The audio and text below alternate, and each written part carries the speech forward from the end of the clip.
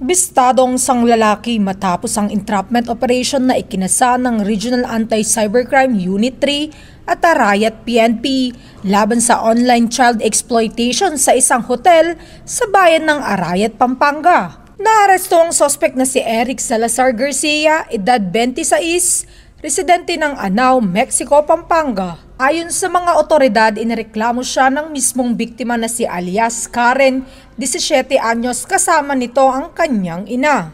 Batay sa investigasyon, inalok umano ng sospek ang minor de edad para sa gawaing may kinalaman sa online sexual exploitation. Dahil sa mabilis na pag-aksyon ng ating mga kapulisan ay nagresulta ito sa pagsagip sa nasabing biktima. Kasabay nito ay nasamsam sa lugar ng operasyon ang isang Infinix Hot 11S NFC cellphone, 38 piraso ng 500 budol money at isang tunay na 1,000 mark money. Kaya naman nahaharap sa patong-patong na kaso ang kalabosong sospek. Pinapurihan naman ng pamunuan ng Police Regional Office 3 sa ilalim ng pamumuno ni Police Brigadier General Jean S. Fajardo ang mabilis at maayos na koordinasyon ng kanilang mga operatiba.